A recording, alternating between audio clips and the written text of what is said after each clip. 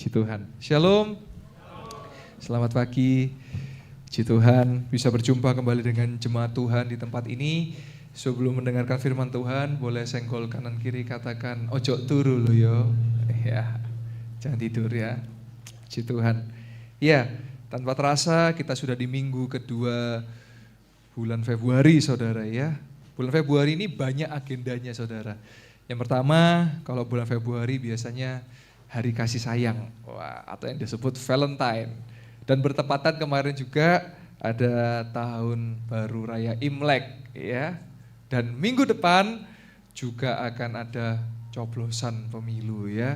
Jadi saudara, bulan ini banyak agenda dan minggu depan saudara jangan golput, saudara pakai hak suara saudara, nanti minta tuntunan Roh Kudus, minta tuntunan Tuhan untuk saudara memilih pemimpin yang memang takut akan Tuhan. Puji Tuhan. Ya, di minggu yang kedua ini kita belajar sama-sama tentang mengasihi sesama. Katakan mengasihi sesama. Iya, saudara, tadi lagu luar biasa di sebelum firman dikatakan, ku renungkan firman-Mu siang dan malam, ku pegang perintah-Mu dan ku lakukan. Jadi saudara, kunci saudara mengalami kekuatan daripada Tuhan yang pertama, merenungkan firman, membaca firman. Yang kedua, memegang janjinya. Dan yang ketiga, melakukan firman-Nya. Dan yang percaya katakan, amin. Saudara, ketika saudara melakukan firman, maka hidup saudara akan berubah. Saudara, saya tidak tahu kebetulan atau tidak ya, kalau saya belajar bahasa Indonesia, semua yang terkait lemah itu depannya huruf L. Coba kita sama-sama cek ya. Yang satu apa? Lemah. Dua apa? Lemes, letih, lesu, lunglai, letoy, lapar. Lah diajak ngomong, lolak lolo ya. Lah diajak ngomong suwe, oh iya lelet loh iya, L ya. Ya lemot, iya L semua ya. Bahasa Inggrisnya apa? Loser, kalah kan. Terus apa lagi? Kalau HP saudara titut apa? Lowbat, loh iya. Semua depannya L. Tapi hari saya mau katakan kita akan kuat bersama dengan Tuhan Yesus, katakan amin. Ya, saudara, mari sama-sama kita melihat di kitab Ulangan 6 ayat yang ke-1 sampai yang ke-6. Saudara, kita perlu tahu bahwa Alkitab itu terdiri dari dua perjanjian. Ada perjanjian lama, ada perjanjian baru. Nah, kita akan lihat dari perjanjian yang lama. Ulangan 6 ayat yang ke-1 sampai yang ke-6. Saudara bisa perhatikan, saya akan baca bagi saudara ya. Inilah perintah. Nah, ini jadi harus dilakukan ya. Yakni ketetapan dan peraturan yang aku ajarkan. Nah, aku ini siapa saudara? Saya jelaskan dulu ya. Jadi aku di sini yaitu adalah Nabi Musa. Nabi Musa adalah penulis dari Pentatuk. Apa itu Pentatuk? 5 kitab, yaitu Kejadian, Keluaran, Imamat, Bilangan, Ulangan. Nah, di sini kitab Ulangan. Artinya ulangan apa? Ya diulang, kan ulangan saudara. Nah, jadi Musa mengajarkan kepada bangsa Israel apa? Atas perintah Tuhan Allahmu untuk dilakukan di negeri kemana kamu pergi untuk mendudukinya. Yang kedua, supaya seumur hidupmu engkau dan anak cucumu takut akan Tuhan. Saudara, sebelum saya lanjut, kemarin saya khotbah di doa pagi di Malang, saya puji Tuhan, di Blitar juga sudah jalan 2 minggu, di Malang juga 2 minggu, saudara. Saudara, anak cucu kita ya, itu juga akan ditentukan juga dari kita. Maksudnya apa saudara? Kalau saudara takut akan Tuhan, maka anak cucu saudara akan takut sama Tuhan. Katakan amin. Dan ketika saudara takut akan Tuhan, Tuhan akan menjamin hidup anak cucu saudara. Dikatakan apa? Orang benar tidak akan dibiarkan meminta-minta. Dan Tuhan pasti memelihara orang benar. Dan anak cucu orang benar perkasa di bumi. Saudara, saya tidak menyalahkan, saya tidak menghakimi, tapi saya perhatikan banyak orang mengalami masalah kesulitan, gak selalu bicara keuangan ya. Geger itu apa? Tengkar. Kenapa? Karena atas-atasnya itu egois. Atas-atasnya tidak takut akan Tuhan, sehingga apa? Keturunannya ngikuti. Saudara mesti hati-hati saudara. Sebab itu apa? Dari atas sampai ke bawah semua harus takut akan Tuhan saudara. Ini firman Tuhan ini ya dan amin saudara. Penting untuk kita perhatikan. Kemarin saya menjelaskan bagaimana kalau kita hidup benar, ada janji buat kita. Tapi kalau kita hidup tidak benar, ada hukuman buat orang yang Tidak benar. Saudara, Tuhan kita itu Tuhan yang adil dan Tuhan yang penuh kasih, saudara. Adil itu artinya apa? Kalau saudara benar ada hadiah, kalau saudara salah ada hukuman. Itu namanya adil, saudara. Ya. Nah, kita lanjut ke ayat yang kedua. Anak cucu takut akan Tuhan Allahmu dan berpegang pada segala ketetapan dan perintahnya yang kusampaikan kepadamu supaya lanjut umurmu. Saudara, tadi kata ketetapan dan perintah diulang 2 kali, saudara. Berarti ini penting loh, saudara, harus diperhatikan ya. Ayat yang ketiga.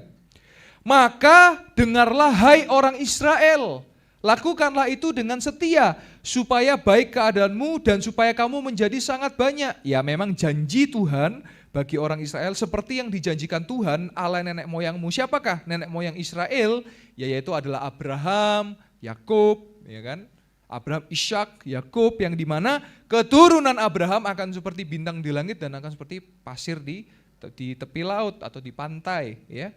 Nah, kepadamu di suatu negeri yang berlimpah-limpah susu dan madunya. Nah, saudara tahu nggak ketika Musa menyampaikan ini, apakah dia sudah di tanah Kanaan? Tidak, saudara. Dia masih berputar-putar.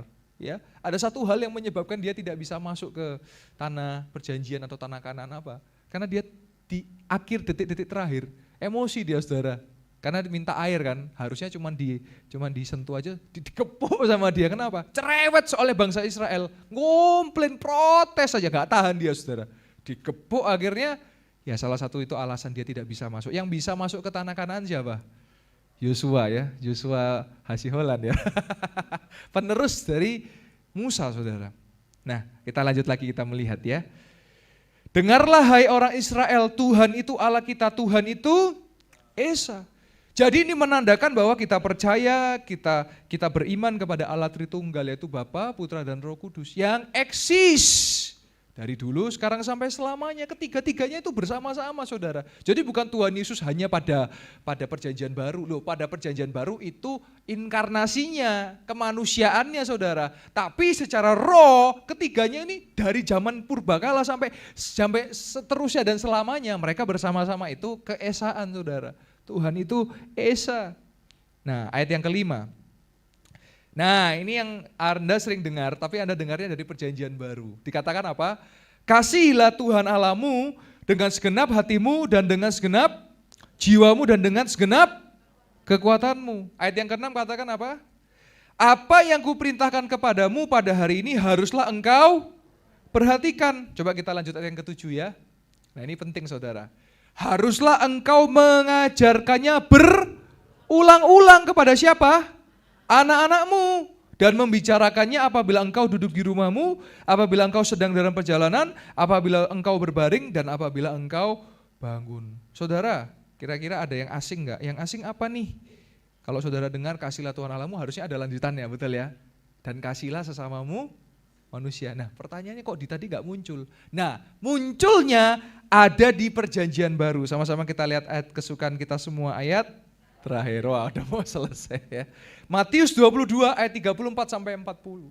Nah, nanti saya akan jelaskan apa bedanya di Ulangan dan apa bedanya di kitab Matius. Kita lihat di Matius 22 ayat 34 sampai 40. Nah, ini satu cerita nih, saya juga sambil jelaskan ya, saudara.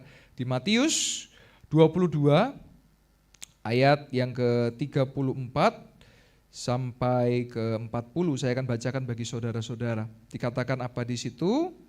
Ketika orang-orang Farisi mendengar bahwa Yesus telah membuat orang-orang Saduki itu bungkam, berkumpullah mereka. Saudara, kalau saudara masih pakai buku Alkitab, di situ ada perikop namanya hukum yang terutama. Nah, saudara, kita lanjut ke ayat yang ke-35. Dikatakan apa? Dan seorang dari mereka, seorang ahli Taurat, bertanya untuk mencobai Yesus. Dia itu Yesus ya. Nah, sekarang saya jelaskan dulu, saudara. Di situ ada 3 pertemuan, ada tiga oknum. Yang pertama siapa? Orang Farisi, saudara. Yang kedua ada orang Saduki. Dan yang ketiga ada ahli Taurat. Nah, saya jelaskan satu-satu dulu supaya saudara tahu beda-bedanya. Orang Farisi adalah kelompok Yahudi, sekelompok orang yang memegang hukum Taurat. Dan ini biasanya dari banyak kalangan, bisa kalangan bawah, kalangan tengah, kalangan atas. Ini orang Farisi. Lalu ada orang Saduki. Siapa orang Saduki? Orang Yahudi juga, tapi mereka bangsawan, penguasa, bisa pejabat, bisa orang-orang yang punya pengaruh bagi kota di situ atau daerah itu. Nah baru ahli Taurat siapa saudara? Ahli agama saudara. Kalau sekarang siapa? Bisa pemuka agama, tokoh agama atau pendeta kalau bahasa kita. Nah sama-sama kita kembali ke ayat Alkitab. Jadi tiga-tiganya ini ketemu sama Tuhan Yesus. Orang Farisi ketemu, orang Saduki ketemu, terus siapa lagi tuh di situ? Ada ahli Taurat. Wah, kombo nih saudara. Nah, terus ahli Taurat bertanya untuk mencobai. Saudara, kalau mencobai saudara, kalau saya bisa terjemahkan, ya berarti bisa jadi si ahli Taurat ini dirasuk iblis. Dirasuk ini bukan berarti kerasukan atau kesurupan. Saudara kalau sudah berpikir jahat, saudara kalau sudah berpikir untuk mencobai orang, ya itu sudah celah daripada roh jahat atau iblis saudara. Nah sebab itu ahli Taurat ini mencobai Yesus. Dikatakan di ayat 36 apa? Guru, Rabi, hukum manakah yang terutama dalam hukum Taurat? Nah saudara perlu tahu hukum Taurat itu ada 613 jumlahnya. Disebutnya adalah misvoth ya. Jadi 613 misvoth. Yang dimana 200 diantaranya harus dilakukan di bait Allah. Pertanyaannya bait Allah sekarang ada enggak? Sudah enggak ada saudara. Ya. Nah saya nanti 2 minggu lagi akan berangkat ke Israel saudara.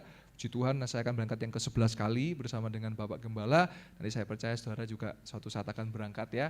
Amin ya. Nanti pilotnya Pak Jo sama Pak Yosua ya. Bisa terbang tapi enggak bisa landing saudara. Ya. Nanti saudara akan melihat di sana berapa kali bait suci itu dibangun saudara. Ada yang tahu? Berapa kali? 2 kali saudara. Yang pertama dibangun oleh Salomo dan yang kedua direnovasi oleh Herodes saudara. Nah setelah itu dihancurkan, nah sekarang yang kalau saudara lihat ada namanya Dome of the Rock ya, yaitu adalah sebuah tempat ibadah saudara kita yang dimana dipercaya pondasinya itu adalah bait suci saudara. Bait suci, bait Allah yang kedua. Nah ini kan peperangan memanas karena ya bagi ini kan tempat suci bagi 3 agama besar di dunia, saudara. Nah sebab itu ya bait suci kedua. Nah di mana ketika nanti bait suci ketiga dibangun, yaitu akhir zaman, saudara. Kan Yerusalem baru, bumi baru, saudara. Ya. Nah sebab itu lanjut kita melihat hukum Taurat ada 613 dan 200 harus dilakukan di dalam bait Allah. Nah saudara, ini menjadi pengertian saudara. Makanya kenapa orang-orang yang ada di sana yang tadi saya sudah sebut, yang ada di Timur Tengah itu, mereka bingung gak bisa masuk surga. Kenapa? Karena mereka harus melakukan 613 hukum Taurat untuk masuk surga saudara. Sedangkan 200-nya harus di bait suci, berarti kan gak lengkap saudara.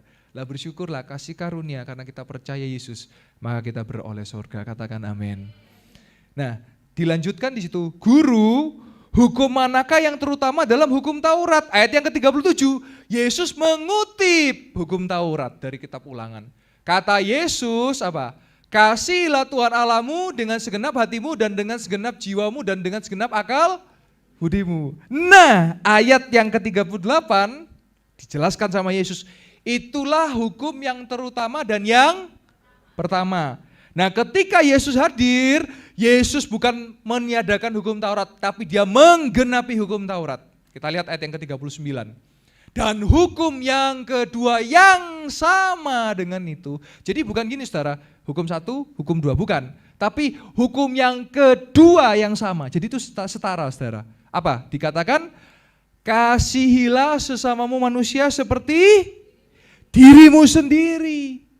Nah, tadi saya sudah cerita, di kitab Ulangan kan tidak ada kasihilah sesamamu, tapi di perjanjian baru kok ada. Saya mau katakan, saudara bisa mengasihi sesama karena kasih Yesus, saudara. Saudara bisa mengasihi sesama karena saudara sudah dikasihi Tuhan Yesus. Maka dari itu Yesus bisa memberikan perintah kepada kita untuk mengasihi sesama. Pak, tapi susah pak, ini senengannya nipu pak, bohong terus pak, ya apa cara mengasihi?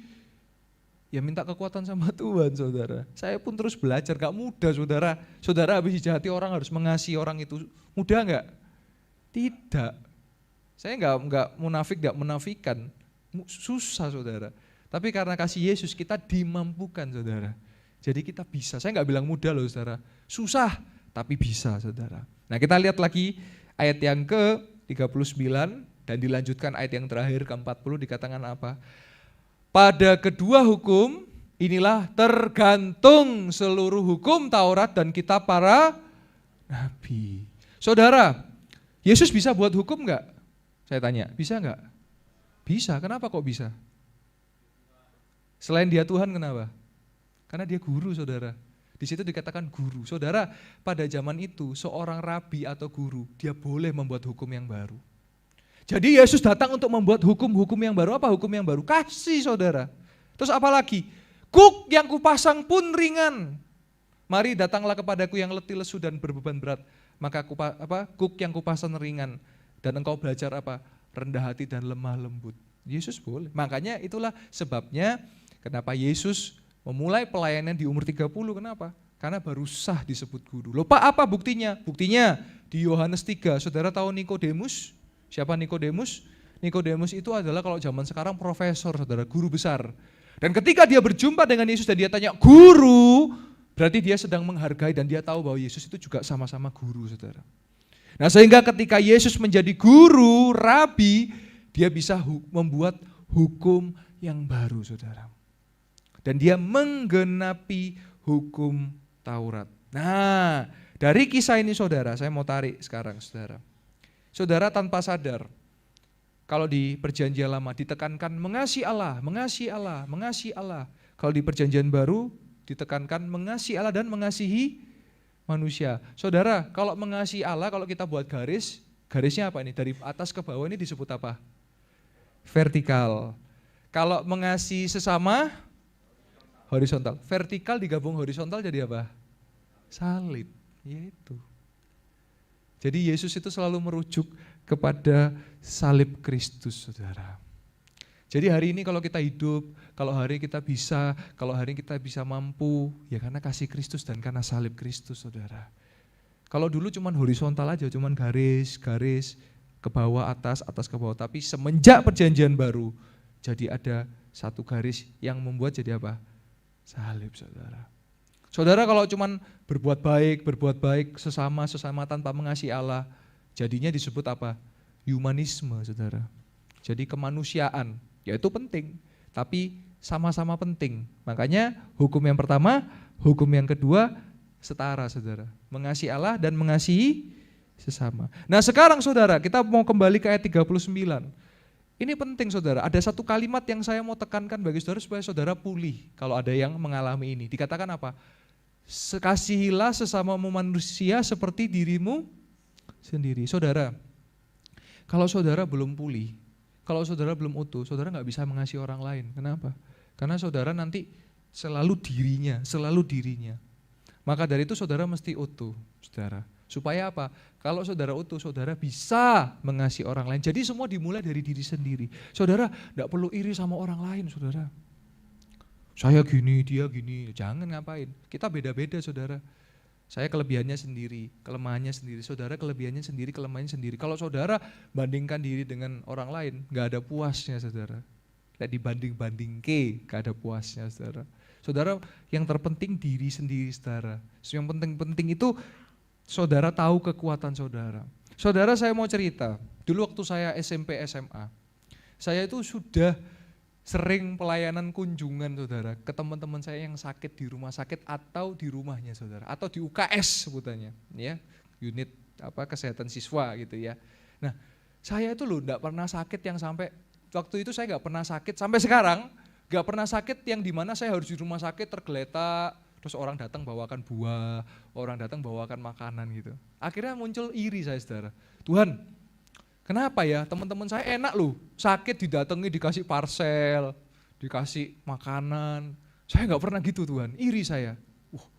Terus suatu kali saudara-saudara, saya dapat pencerahan dari Tuhan. Apa pencerahannya? Dia bilang begini, loh kamu ini loh tak kasih kesehatan lebih, kok kamu ini nggak mengucap syukur. Terus saya mikir, oh iya ya, orang sakit itu loh menderita, orang sakit itu loh kasihan. Lah kok kamu kepengen sakit? Itu yang saya dapat dari Tuhan. Dan dari situ saya tahu, oh iya ya, kalau Tuhan kasih saya kesehatan, Tuhan kasih saya kekuatan, tujuannya apa? Dipakai buat nolong orang, dipakai buat mengasihi orang. Nah, sama saudara hari ini. Kalau saudara dikasih Tuhan kekuatan nggak selalu bicara materi loh ya. Saudara punya waktu lebih, pakailah untuk mengunjungi orang, pakailah untuk menguatkan orang. Jangan suka ngomong negatif, ngomong yang positif. Saudara, beberapa waktu lalu saya berjumpa dengan seseorang. Dia membutuhkan pertolongan, dia cerita, dia habis ditipu oleh partner kerjanya saudara. Ratusan juta utangnya, sampai miliar saudara. Tapi yang miliar ya ada pertolongan Tuhan sehingga sisa ratusan juta saudara. Dia stres saudara. Kalau diajak omong, goyang-goyang sendiri. Saya bilang memang, saya ngomong, Anda dikit lagi gendeng saya bilang. Iya kok tahu lah, iya saya diajak ngomong bisa joget-joget gitu saudara. Lah saya pikir, ya namanya orang stres betul gak? Kan namanya orang, gimana ratusan juta loh saudara, harus dilunasi loh saudara. Bingung, lah pekerjaannya habis anjlok. Terus dia ngomong, saya ini loh Pak, hampir mau bunuh diri Pak, di lantai 10 Pak, gedung lantai 10. Tapi tiba-tiba saya ini mundur terjatuh saudara. Jatuh Pak, saya ke belakang gitu. Terus saya bilang, Anda ini Tuhan mau pakai hidup Anda dan Anda ini punya masa depan yang cerah. Terus dia ngomong, loh kok tahu Pak, apa buktinya? Ya saya jawab, buktinya Anda gak mati saya bilang. Nah kalau memang waktunya mati kan harusnya dia lompat-lompat, tapi saudara perlu tahu, kalau saudara bunuh diri, jalur VIP langsung ke neraka saudara. Loh kok bisa Pak? Karena saudara ngambil kedaulatannya Tuhan. Yang berhak memberi nyawa Tuhan, yang berhak mengambil nyawa juga Tuhan. Kita ini gak bisa memberi nyawa kita gak bisa. Kalau ngambil nyawa bisa entah nyawa sendiri atau nyawa orang lain kan begitu. Tapi itu bukan haknya manusia saudara, itu haknya Tuhan. Nah terus saya bilang ya untung Anda gak lompat dari lantai 10 dan untung juga gak lompat dari lantai 3 saya bilang. Lah kenapa? Lah lantai 3 tanggung saudara, bukannya berangkat malah sakit saudara atau menderita seumur hidup saudara. Lah terus saya bilang Tuhan mau pakai Anda, saya bilang Tuhan mau bangkitkan Anda. Terus, nah ini ya, kadang-kadang saya terus belajar sebagai hamba Tuhan. Kadang-kadang kan, ya Pak tapi saya kan doa, saya kan juga butuh ini Pak, gini. Kalau biasanya orang-orang kan begitu ya. Nah ini repot, pendeta gak boleh banyak uang, gak boleh punya uang, tapi sering pinjem dulu 100 gitu ya kan. Nah akhirnya ketika saya ngomong dengan dia, Tuhan gerakkan hati saya. Dia gak minta uang ya saudara ya, tapi dia cuma pengen curhat, pengen sharing. Terus saya tanya, kamu kan bukan dari kota ini kan? Iya, saya dari kota lain, sebuah kota begitu. Saya tanya, kalau kamu mau pulang ke kotamu enggak? Saya tanya begitu, dia bilang, iya saya mau. Berapa biayanya? Dia bilang, travel 125, bagasi karena dia ngekos saudara, barang-barangnya 75. Total berapa? 200. Saudara tahu ini bukan kebetulan, saya percaya rencana Tuhan. Saya itu loh, bawa amplop saudara di kantong saudara, di kantong saya. Saudara tahu berapa ya amplop dalam kantong saya berapa? 200.000 saudara. Saya keluarin, saya tunjukin dia, pulang wis, tak bayari. Nangis dia, saya ikut nangis saudara. Kenapa? Kasihan, dia banyak beban saudara. Dia bilang, tapi saya gak minta loh, saya ini aduh malu saya. Iya saya tahu, Anda gak minta, saya hargai, saya tahu Anda gak minta-minta. Tapi hati saya ini tergerak nolong saudara, saya bilang gitu. Saya tergerak nolong Anda. Terus setelah bertemu, saya bilang bangkit. Nah di situ kita mulai ngobrol. Jadi ada uang sekian, utangnya sekian. Ayo bangkit, coba franchise atau coba mulai usaha lagi. Oh ya saya bangkit. Lah itu loh. Saudara boleh jatuh, tapi saudara bangkit saudara. Jatuh boleh 7 kali, bangkit 8 kali saudara. Amin. Nah terus saya ngobrol, kita mulai ngomongin praktik yang ngomongin praktik. Nanti uang sekian alokasinya, mungkin ada yang mau dideposito, ada yang berapa, bla bla bla. Dia mulai semangat. Nah jadi kita juga mengedukasi saudara. Saya juga edukasi supaya bangkit ada hitungan ini. Terus akhirnya setelah dari situ saya tergerak lagi. Saudara, saya bersyukur saya punya istri yang mendukung sekali pelayanan, mendukung saya dalam pelayanan, gak pernah pelit, gak pernah hitungan saudara. Dari situ saya tambahkan lagi saudara, ya saya lihat karena itu akhir bulan saya coba lihat rekening saya sisa berapa yang kurang lebih cukup untuk anak istri saya, yang cukup juga untuk orang ini. Saya hitung-hitung, cukup 300.000 saudara, jadi total saya kasih dia 500 saudara. Istri saya tanya gimana, gak apa-apa aku tak support, tak doa kita tolong dia. Wah saya bersyukur saudara, ya saya berikan semampu saya dan puji Tuhan, Ya, itu luar biasa, kesepakatan, kesepakatan suami dan istri mendukung selalu dan saya semangat saudara, saya berikan ke orang ini dan puji Tuhan kemarin dia berkabar, Pak, saya perjalanan pulang, saya mulai bangkit, terima kasih atas doanya dan berkatnya. Saya bilang, nanti saya tunggu kesaksianmu ya, Tuhan pasti tolong lunasi hutangmu, Tuhan pasti bangkitkan usahamu. Dan dia, yes Pak, saya sudah tidak lagi mau ngambil opsi bunuh diri, saya mau bangkit. Nah itu loh saudara, praktek mengasihi sesama saudara. Ya. Jadi saya percaya hari ini saudara bisa praktek ya. Nolong orang itu enggak selalu bicara materi loh saudara. Saudara ngasih kekuatan, ngasih nasihat, kasih doa, itu bisa nolong orang saudara. Ya. Nah saya mau tutup dengan kesaksian-kesaksian yang saya siapkan videonya saudara. Ya. Tadi saya cerita tentang pergumulan orang yang saya percaya nanti saya akan mendengar kesaksiannya dan saya akan bagikan bagi jemaat-jemaat Tuhan. Saudara, bulan Desember saya dihubungi oleh seseorang saudara. Pak, saya boleh dibantu doa enggak? Kakak saya itu kepingin punya keturunan karena sudah nikah berapa tahun belum jadi saudara. Udah nyoba tapi enggak jadi, udah nyoba tapi enggak berhasil. Terus saya bilang, ayo kita doa, itu bulan Desember saudara, minggu pertama bulan Desember. Nah kemarin saya ditelepon saudara, setelah kita doa sama-sama, saya berdoa, saudara tahu apa yang terjadi? Kemarin saya ditelepon dan saya dikabari bahwa kakaknya sudah hamil 7 minggu saudara. Kita boleh kasih tepuk tangan buat kemuliaan nama Tuhan. Berarti kalau 7 minggu, seminggu setelah didoakan saudara. Nah terus dia akhirnya ada kehamilan. Saya percaya betul kalau Tuhan membuka tidak ada yang bisa menutup saudara. Amin. Selanjutnya, kemarin karena di Malang kita ada namanya Yestoya Revival saudara.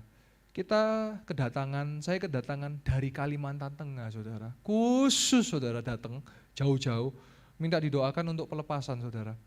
Karena 4 tahun dibelenggu sama kuasa gelap, jadi kayak ngelamun, bengong, terus teriak-teriak, nyakar-nyakar, ngelempar piring, ngelempar gelas, mukul tembok gitu saudara. Datang saudara. Dari yang awalnya nggak bisa ngomong saudara. Kemarin saya layani sekitar 6 jam saudara. Saudara tahu? Kemarin bisa ngomong, bisa lari, bisa lompat, bisa main gitar, dan saya percaya Tuhan Yesus yang menolong. Kita kasih tepuk tangan buat kemuliaan nama Tuhan. Karena udah gondrong, rambutnya panjang, saya ajak potong rambut saudara. Kemarin potong rambut, dan puji Tuhan, saya dikabari semuanya baik-baik. Jadi saudara, ada kuasa di dalam Tuhan, katakan amin. Ada kuasa dalam nama Yesus, katakan amin. Ya. Nah ini yang ada videonya. Saudara, beberapa waktu lalu, minggu lalu ya, saya dihubungi oleh seorang bapak ya. 2 minggu lalu saudara, dari Cilacap. Nah ini disiapkan videonya Bapak Kristianto Siswadi. Nah bapak ini ikut tayangan live streaming yang ada di Malang saudara. Dan itu katanya dia nggak bisa jongkok saudara. Di sini ada saudara yang nggak bisa jongkok atau nggak ada? Nah kalau jongkok kan bisa kayak jongkok kan gini saudara ya. Nah saudara, orang ini enggak bisa jongkok saudara. Nah berarti kalau kita bisa jongkok ya anugerah, pertolongan Tuhan. Terus dia bilang, umur 76 tahun seorang bapak-bapak dari Cilacap. Dia enggak bisa jongkok, terus dia minta tolong didoakan. Nah kita lihat sama-sama videonya, Bapak Kristianto Siswadi. Boleh ditayangkan di multimedia. Shalom, saya dari Cilacap, ini Bapak Kristianto. Kedua lutut saya sakit jika dibawa jongkok. Mohon doa agar kedua lutut kaki saya disembuhkan. Bapak Kristianto yang ada di Cilacap, saya tahu kita berada di lokasi yang berbeda, tetapi saya percaya pekerjaan Roh Kudus tidak dibatasi oleh ruang dan waktu, tidak dibatasi oleh provinsi-provinsi, tapi dia bekerja menembus ruang dan waktu. Bapak Kristianto, kalau Bapak menyaksikan saya, mendengar suara saya, Bapak boleh letakkan 2 tangan kepada kedua lutut Bapak, dan percaya Pak, selagi Bapak doa tiba-tiba Bapak bisa jongkok Pak. Dan ketika Bapak bisa jongkok, Bapak mengalami kesembuhan, Tuhan menyembuhkan Bapak. Bersaksi Bapak boleh tulis di kolom chat, Bapak sudah disembuhkan, mujizat sudah terjadi di dalam nama Yesus. Boleh Pak diletakkan 2 tangannya Pak, sambil pejamkan mata, sambil Bapak dengarkan suara saya, Bapak taruh pada kedua lutut Bapak, dan Bapak percaya bahwa perlahan-perlahan Bapak akan jongkok, dan Bapak percaya bahwa sudah mengalami kesembuhan yang sempurna. Bapak, iman bukan hanya berbicara tentang berkata, tapi iman berbicara tentang tindakan. Dan saya percaya hari ini Pak Kristianto, engkau mengalami kesembuhan di dalam nama Yesus. Saya rindu mendengar kesaksian saudara. Haleluya, haleluya. Puji Tuhan, puji Tuhan. Tuhan. Bapak Kristianto dari Cilacap, haleluya, puji Tuhan. Kedua lutut saya telah disembuhkan Tuhan lewat hambanya. Terima kasih Tuhan Yesus, Engkau sungguh dahsyat Pak. Saya percaya Tuhan sudah menyembuhkan. Bapak boleh sambil dengarkan video ini, Bapak jalan, kakinya Pak jalan. Kalau perlu lompat Pak. Saya percaya Tuhan sembuhkan Bapak. Saya tunggu kesaksian Bapak nanti. Boleh melalui WA saya. Nanti saya mau lihat Bapak. Nanti saya juga doakan sehat Pak. Sehat, bahagia dalam nama Yesus. Bapak boleh Pak dipakai terus Pak. Jalan-jalan sambil mendengarkan ini Pak. Jalan terus Pak. Saya percaya dia sedang bekerja Pak. Dalam nama Yesus. Dalam nama Yesus. Oh haleluya. Haleluya. Rama syanda lama takayar lama. Hina lama syanda lama takayar lama syanda lama. Haleluya. Terus Bapak itu WA saya. Ini orangnya Bapak Ibu Saudara. Itu usia 76 tahun. Kita lihat video selanjutnya. Dia kirimkan dia bisa jongkok dan kita boleh kasih tepuk tangan buat kemuliaan nama Tuhan.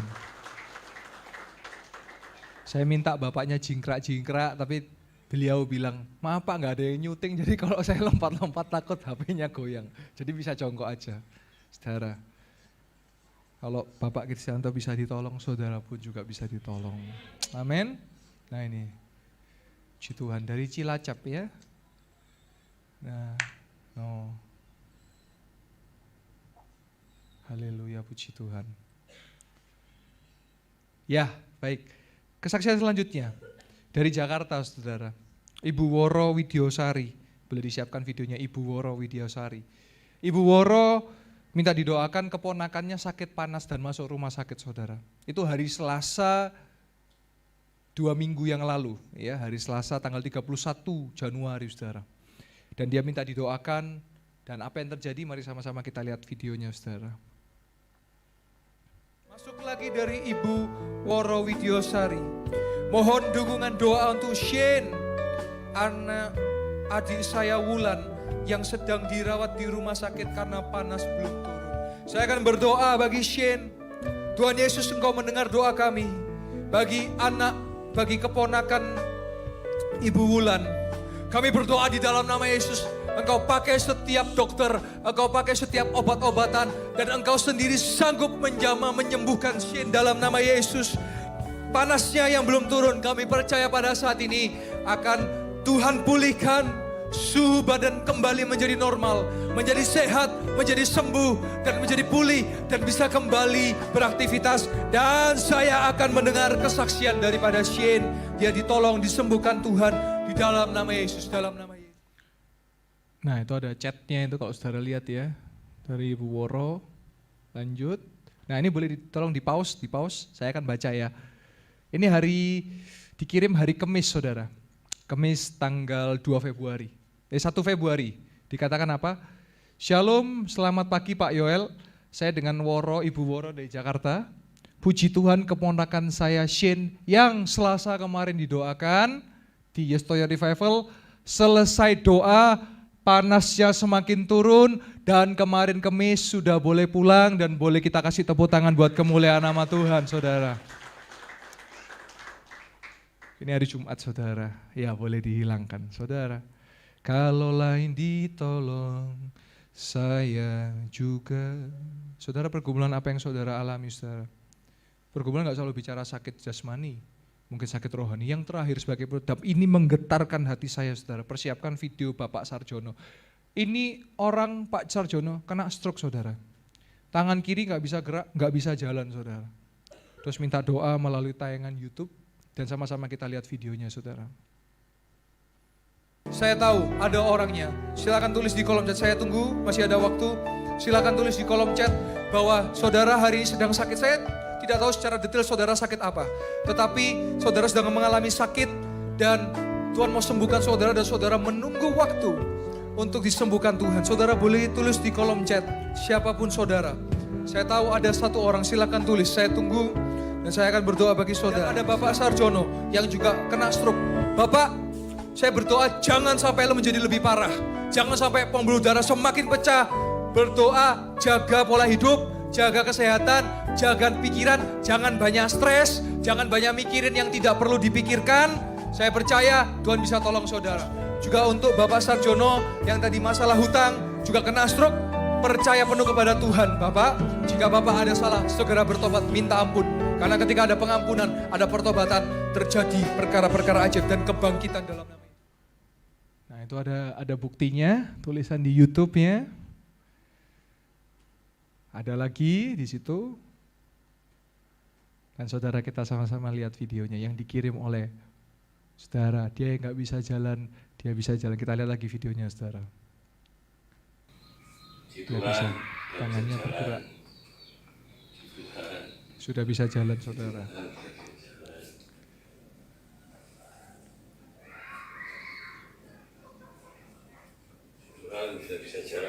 Dan dia angkat dengan tangan kirinya karena tangan kirinya ya saudara yang kena stroke saudara. Kesembuhan secara sempurna.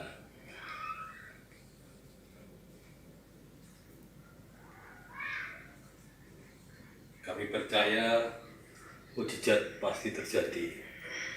Amin. Kita boleh kasih tepuk tangan buat kemuliaan nama Tuhan. Saudara, tidak ada yang mustahil bagi Tuhan dan tidak ada yang mustahil bagi orang yang percaya. Minggu depan hari Jumat saya akan berangkat ke Purbalingga, saudara, untuk ketemu dengan Bapak Sarjono. Apa yang saya akan lakukan? Saya mau bawa pulang tongkatnya, saudara, supaya kenang-kenangan, saudara. Karena dia sudah bisa berjalan, dia sudah bisa bergerak, dan saya percaya itu akan jadi berkat kesaksian buat banyak orang. Kalau Yesus adalah dokter segala dokter, Yesus adalah tabib segala tabib, dia Tuhan segala Tuhan, dan kita boleh kasih tepuk tangan buat kemuliaan nama Tuhan. Pak, gimana caranya? Nanti datang sore. Sore ada ibadah mujizat, saya akan khotbah tentang bagaimana kunci kita mengalami mujizat-mujizat dan bagaimana kunci kita bisa mengalami perkara-perkara yang ajaib, saudara. Saudara, saya percaya bahwa Tuhan kita adalah Tuhan yang luar biasa. Ya. Memang saya adalah hamba Tuhan, saudara. Saya masih muda, saya cuma bilang gini, Tuhan, saya nggak mau jadi hamba Tuhan yang mediocre, Tuhan. Saya nggak mau jadi hamba Tuhan yang diremehkan orang. Tetapi saya mau jadi hamba Tuhan yang walaupun saya masih muda, tapi dipenuhi dengan kuasa Tuhan. Dan saya percaya Tuhan yang memilih saya, Tuhan yang memampukan saya. Dan biarlah dalam setiap perjalanan pelayanan ada mujizat demi mujizat yang terjadi. Ada pertolongan demi pertolongan yang terjadi. Dan itu pun juga bisa terjadi dalam hidup saudara, orang-orang yang percaya. Katakan amin. Saudara, saya mau tutup dengan sebuah kesaksian dan sebentar kita akan perjamuan kudus, saudara. Kemarin saya melayani seseorang yang di rumah sakit, saudara. Ya, diperkirakan sakitnya, bukan diperkirakan, tetapi ada latar belakang historis sakitnya karena diguna-guna, saudara. Karena kuasa gelap, saudara. Sehingga teriak-teriak, takut, gentar, kalut gitu, saudara. Terus saya datang, saya doa, saya berangkat, Tuhan, tolong Tuhan, tolong. Saya berangkat itu hari Kamis, saudara. Saya bertemu dengan orang ini. Saya doa, saya tumpang tangan. Orang ini sakit, lemas, tak berdaya di kasurnya, saudara, di kasur di rumah sakit. Dan saudara tahu, saudara, setelah dari saya mendoakan, saya pergi ke rumahnya. Kenapa? Saya perlu membersihkan rumahnya. Karena katanya ada dikirim ular, dikirim kelelawar, ada kunang-kunang, saudara. Kunang-kunang lo bisa masuk rumah, saudara. Nah, kunang-kunang itu kan simbol dari kuasa gelap, saudara. Ya, biasanya karena kunang-kunang di mana biasanya? Di kuburan, saudara ya. Kebanyakan di kuburan dan sekitarnya ya. Masuk ke dalam ruang tamu, saudara. Terus singkat cerita, saya doa, puji Tuhan, saudara. Kemarin hari Sabtu ya, saya dikabari oleh keluarganya, saudara. Saudara tahu apa yang terjadi, saudara? Seseorang ini yang awalnya lemas, terbaring, tak berdaya. Kemarin dia sudah duduk, dia tidak berteriak, dia berbahagia, dia ceria, dan Tuhan Yesus menolong, menyembuhkan dia. Kita boleh kasih tepuk tangan buat kemuliaan nama Tuhan.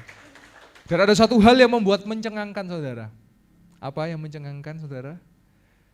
Orang ini kan pakai seorang dokter yang untuk memeriksa, saudara. Dokternya ini, mohon maaf, ini kata keluarganya loh, bukan kata saya ya. Terkenal juaji, terkenal sombong, kok di telepon gak diangkat, saudara. Baik secara pribadi di telepon gak diangkat, di telepon rumah sakitnya juga tidak diangkat, saudara. Tapi kemarin, saudara, kemarin kan tanggal merah, kan hari raya kemarin ya, hari libur, hari besar gitu ya. Nah harusnya kan biasanya kan pada liburan begitu. Saudara tahu, tiba-tiba dokternya itu muncul, saudara. Dan memeriksa orang ini dan dikatakan Anda sudah sehat, sudah boleh pulang. Dan saya percaya semua karena pertolongan Tuhan. Dan sekali kita boleh kasih tepuk tangan buat kemuliaan nama Tuhan.